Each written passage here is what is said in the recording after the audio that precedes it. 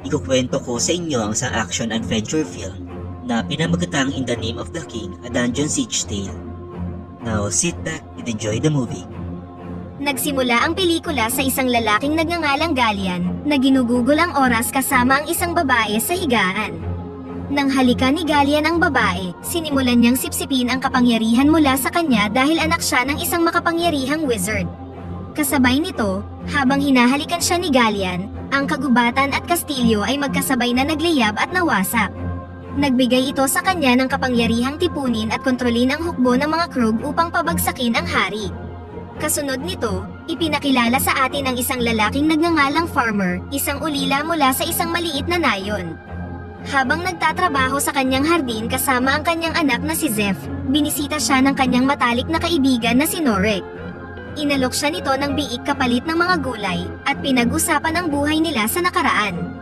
Lumalabas na si Farmer ay isang dating matapang na mandirigma, ngunit ngayon ay nagpasya na siyang mamuhay ng mapayapa. Nanatili si Norek para sa hapunan, at napag-usapan ang tungkol sa paglikha ng hari ng isang hukbo.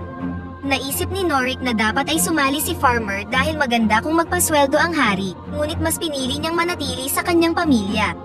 Kinabukasan, ang kanyang asawa na si Solana at kanyang anak na si Zeph ay umalis para magtinda ng mga gulay sa bayan ng Stonebridge. Sa palasyo ni Haring Conrad, ipinaalam ng isang takot na scout na patuloy na umaatake ang mga kalaban nilang krug at hindi sila nagpapakita ng awa. Samantala, nagtatrabaho si Farmer nang bigla siyang nakarinig ng kakaibang ingay. Maingat siyang tumingin sa paligid, at isang halimaw mula sa army ng krug ang umatake sa kanya mula sa likuran.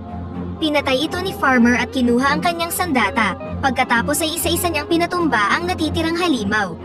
Pagkatapos, napansin niya ang usok sa malapit at sinundan ito. Sinalakay din ng mga krug ang ari-arian ni Norek, at dumating si Farmer upang tulungan ang kanyang kaibigan. Matagumpay nilang natalo ang mga krug, at na-realize na aatakihin din ng mga kalaban ang bayan ng Stonebridge, kaya agad silang pumunta doon.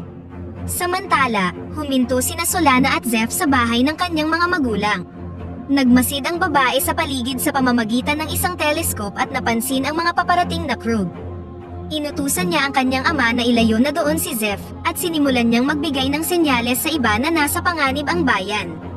Inatake ng mga krug ang Stonebridge, at pinatay ang bawat tao na kanilang makita. Hindi nagtagal, dumating na sina Norek at Farmer, at sinimulang labanan ang mga krug. Napaligiran si Solana ng mga kalaban, kaya nagmamadaling tumakbo sina Farmer at Norek para iligtas siya, at pinatay ang bawat kalaban na nakasalubong nila sa daan. Dito nabunyag na ang mga krug ay kinokontrol ng masamang wizard na si Gallian. Kinontrol ng wizard ang isang halimaw para patayin si Farmer, ngunit walang kahirap-hirap niyang hiniwa ang lalamunan nito. Inutusan ni Gallian ang isa pang halimaw na pumunta sa bahay ng mga magulang ni Solana, at agad siyang sinundan ni Farmer. Pagkapasok sa loob, sinimulan niyang makipaglaban sa mga krug pagkatapos patayin ni Gallian ang mga magulang ni Solana. Inutusan ni Farmer si Zeph na tumakas na sa lugar at nagsimulang tumakbo ang bata. Habang abala siya sa pakikipaglaban sa isang halimaw, hinanap ni Gallian ang batang lalaki at pinatay siya. Nang umatras na ang mga krug, hinanap ni Farmer ang kanyang anak, ngunit sa kasamaang palad ay patay na ito. Inilibing niya ang kanyang anak, at sa bawat pala ng lupa na pumupuno sa butas, ang kanyang pagnanais na maghiganti ay mas lalong lumalaki. Sinabi ni Farmer na dapat din nilang ilibing si Solana, ngunit pinaalam ni Norek na hindi nila nahanap ang kanyang bangkay, kaya malamang ay buhay pa siya. Kasunod nito, napag-alaman na pinagtaksilan ni Duke Fallow ang hari, nang pinapasok niya si Gallian sa kastilyo upang makipagsabwatan laban kay King Conrad. Samantala, binisita ni Haring Conrad at ng kanyang mga tauhan ang nawasak na bayan, at hiniling na sumapi ang mga kalalakihan upang ipagtanggol ang kaharian mula sa mga krug. Ipinaalam ni Farmer na may kinuhang mga bilanggo ang mga kalaban, at mas pipiliin niyang umalis para palayain sila, sa halip na ipagtanggol ang palasyo ng hari. Sa puntong ito, nagpasya ang kapatid ni Solana na si Bastian, kasama sina Farmer at Norek, na magsanib puwersa upang iligtas si Solana at ang iba pang mga bilanggo. Hindi nagtagal, ang wizard ng hari na si Merek ay tinanong si Norek kung nagkita na sila dati. Tila may alam si Merek tungkol sa tunay na pagkakakilanlan ni Farmer. Nilapitan ni Merek si Farmer at sinabi sa kanyang mas kailangan siya ng hari kaysa sa kanyang inaakala. Gayunpaman, tumanggi si Farmer at umalis na upang iligtas ang kanyang asawa. Sinimulan nila ang kanilang paglalakbay, ngunit sa isang punto, nahanap nila ang isang sirang tulay. Dahil dito, nagpasya silang iwanan ang mga kabayo at magpatuloy sa paglalakad. Narating ni Farmer ang kabilang gilid ng bangin sa tulong ng isang lubid, ngunit nang sina Norik na ang tatawid, bigla silang nahulog sa tubig. Nang bumalik ang hari sa kanyang kastilyo, nakita niya si Falo na nakasuot ng korona at nakaupo sa trono. Galit na galit siya dahil walang mga gwardya sa palasyo at inutusan ng commander na kunin na si Duke Falo. Sa sobrang pagkainis, inutusan ni Duke Falo si Gallian na pabilisin na ang kanilang plano. Kaya naman, pumunta si Gallian sa kwarto ng isa sa mga anak ni Merek na si Miriela para makasama siya.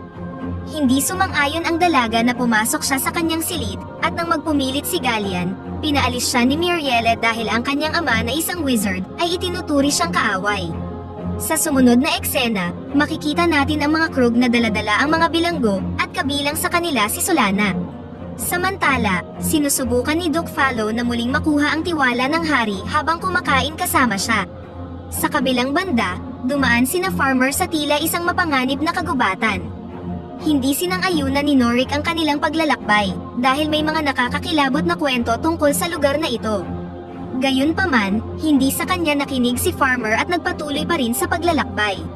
Nang hindi inaasahan, bigla silang binitay patiwarik ng mga forest nymphs, at ang kanilang leader na si Elora, ay sinabihan silang umalis na sa kagubatan at huwag nang bumalik. Lumipat ang aksyon sa kaharian ng hari, kung saan natuklasang nilaso ni Gallian ang pagkain ni King Conrid. Sa makatuwid, bumagsak ang hari sa kanyang kinatatayuan at labis na nanghina. Nakipagkita si Falo kay Gallian, at lumalabas na pati siya ay aksidenteng nalason nang kumain siya mula sa plato ng hari.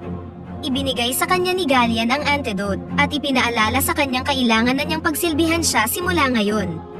Hindi nagtagal, dumating si Merek sa kastilyo at nang suriin niya ang hari, napag-alaman niyang siya ay nilason. Ipinaalam kay Merek na tumakas si Duke Falo sa kastilyo at kasama niya ang 2/3 ng hukbo. Inisip ni Merek na nilason talaga ni Falo ang hari at naghinala na si Gallian ang nagbigay nito. Hinarap niya ang kanyang anak na si Miriela tungkol sa kanyang pagkakasangkot kay Gallian, at sinabi sa kanya na sa pamamagitan ng pagsama sa lalaki, pinahintulutan niya itong makakuha ng kapangyarihan. Samantala, tinulungan ni Elora sina Farmer, Norik at Bastian na mahanap ang kanilang daan palabas sa kagubatan. Pagkalipas ng ilang oras, nahanap nila ang isang hukbo ng mga krug at nagmamadaling bumalik si Elora sa kagubatan. Nang gumaling na ang hari, ipinaalam sa kanya ni Merek ang tungkol sa pagtataksil ni Falo. Nang marinig ito, inutusan niyang maghanda ang natitirang hukbo at umatake sa umaga dahil hindi inaasahan ng mga krug ang kanilang pag-atake. Pinasok ni Norik at Bastian ang kampo ng mga bilanggo upang hanapin si Solana. Hindi nagtagal, nahanap siya ni Farmer ngunit inatake siya sa likod ng isang krug. Sa sumunod na araw, umalis na ang hari at ang kanyang hukbo sa kastilyo upang labanan ang mga krug. Samantala, gustong patayin ni Gallian si Farmer, ngunit nagawang mapatay ni Farmer ang krug at pinutol ang lubid gamit ang kanyang espada. Dinala sina Norik at Bastian sa parehong kulungan ni Solana, kung saan ibinunyag ng kanyang kapatid na patay na ang kanilang mga magulang at gayon din ang kanyang anak. Dahil sa nararamdamang lungkot, inaliw ni Norik si Solana, at sinabi sa kanyang darating si Farmer upang iligtas sila. Nang marinig ni Merek na nasa panganib si Farmer, hinanap at iniligtas niya ito, at sinabing mas maraming hamon ang naghihintay sa kanya sa hinaharap. Samantala, nakonsensya si Miriela sa pagsira sa tiwala ng kanyang ama, at gusto niyang wakasan ang kanyang buhay, ngunit ipinaalala sa kanya ng kanyang alalay na magdudulot lang ito ng matinding sakit kay Merek. Dahil dito, umalis siya sa kastilyo, at determinadong patunayan ang kanyang sarili na karapat-dapat siya sa tiwala at pagmamahal ng kanyang ama. Dinala ni Merek ang sugatan na si Farmer sa kampo ng hari, at tinanong ng gulat na commander kung bakit napakahalaga ng lalaking ito. Sinabi sa kanya ni Merek na importanteng tao si Farmer para sa hari, ngunit hindi pa niya ito alam. Inutos ni Merek na dalhin si Farmer sa tent ng hari upang ibunyag ang nakakagimbal na katotohanan. Doon, sinabi ng wizard na si Farmer ang tunay na anak ng hari. Tumanggi ditong maniwala si Farmer, at sinabing wala siyang mga magulang bago umalis sa tent.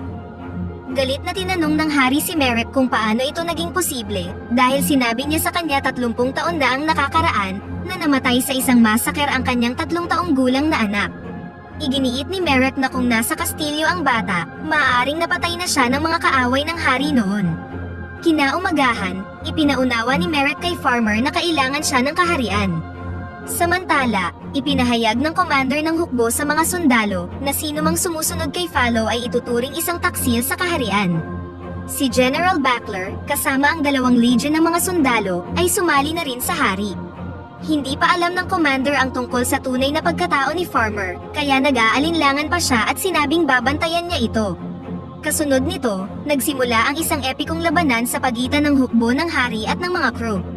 Pinatay ng mga archer ang unang wave ng mga crew at nagpatupad si Gallian ng ibang strategy.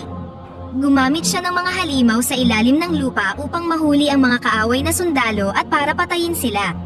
Sa ibang lugar, sinubukan ni Miriela na sumama sa laban ng hari at hinabol siya ng isang crew.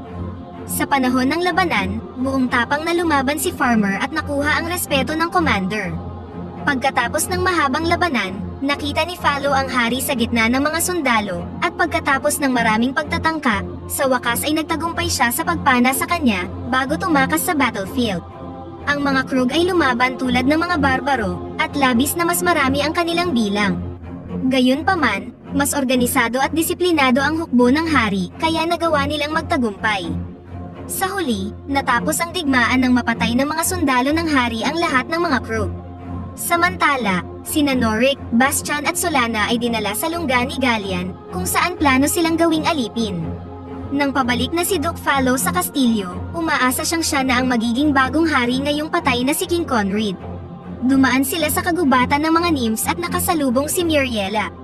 Ininsulto ni Duke Fallow ang babae, ngunit bigla silang inatake ng mga forest nymphs. Nagawa niyang makatakas sakay ng kabayo ngunit hinabol siya ng mga nymphs at kalaunan ay nahuli din siya.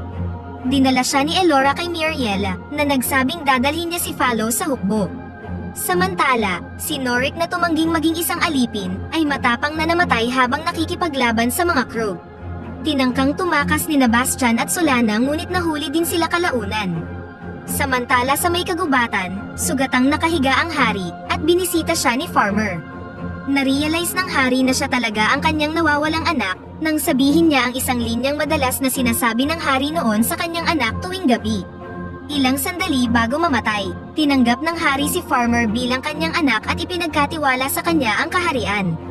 Kalaunan, ibinalik ni Miriela si Duke Fallow sa battlefield at ibinigay siya sa commander ng hari. Doon, napilitan si Fallow na lumaban kay Commander Taresh. Pagkatapos ng isang nakakapagod na tunggalian, malapit nang mapatay si Fallow, ngunit may sumigaw na patay na ang hari. Narealize ni Fallow na siya na ngayon ang bagong hari ayon sa batas, at naisip na hindi na siya ngayon maaaring patayin ni Taresh. Hindi nagtagal, ibinalita ni Merrick na patay na ang hari at si Farmer ay si Camden Conrid, ang nawawalang anak ng hari. Nang marinig ito, ang lahat ay lumuhod sa harap ni Camden, ang dating magsasaka. Binalaan sila ng bagong hari na buhay pa ang kalaban na si Gallian, at kailangan nila siyang talunin. Natuklasan ni Gallian na si Farmer ang bagong hari, salamat sa isa sa mga krug, at sobrang nagalit sa rebelasyon. Kalaunan, dinala sa kanya si Solana, at narealize niyang siya ang asawa ni Farmer. Sinabi ni Gallian na nararamdaman niya ito sa kanya dahil dinadala niya ang pangalawang anak ni Farmer, ang anak ng bagong hari. Narealize ni Gallian na darating si Farmer upang iligtas ang kanyang asawa, at magagamit niya ito upang talunin ang bagong hari. Nang mag-organisa sila ng isang bagong hukbo, hiniling ni Miriela na isama siya sa kanila, at nabunyag na nais ding tumulong ng mga forest nymphs upang talunin ang mga crew. Nagsimula si Gallian ng isang marahas na bagyo, at napuno ang kalangitan ng madilim na ulap. Samantala, naghahanda na ang hukbo ng hari para sa isa pang labanan laban sa mga crew, na dinidepensahan ang kastilyo ni Gallian. Ibinunyag ni Merrick na merong isang lihim na pasukan sa palasyo ni Gallian sa pamamagitan ng isang bundok. Pagkatapos nito, mahiwaga siyang pumasok sa loob upang ma-distract ang mga kalaban, habang sina Farmer at Elora naman ay palihim ng pumasok sa kastilyo. Kalaunan, malubhang nasugatan si Merrick, at nakita na ni Farmer ang lihim na pasukan, ngunit naramdaman ni Gallian na narito na siya. Nagawa ding makapasok ni Miriela sa kastilyo upang samahan si Merrick, at nabunyag na isa din siyang wizard tulad ng kanyang ama. Ipinasa ni Merrick ang kanyang huling natitirang kapangyarihan sa kanya at pagkatapos ay namatay. Samantala, nagawang makalaya ni Bastian at tinangkang tumakas. Sumali ang mga forest nymphs sa hukbo ng hari sa digmaan at buong tapang na lumaban sa mga Krug. Hindi nagtagal, nahanap na ni Farmer ang kanyang asawa, ngunit kumuha ng espada si Gallian at hinamon siya sa isang duelo. Nagawang manaig ni Farmer sa laban, ngunit nagsimulang gumamit ng mahika si Gallian para patayin siya. Sa kabutihang palad, biglang kumuha ng espada si Solana at sinaksak ang kontrabida, at nilaslas ni Farmer ang kanyang lalamunan. Sa sandaling mapatay na si Gallian, umatras na ang mga Krug.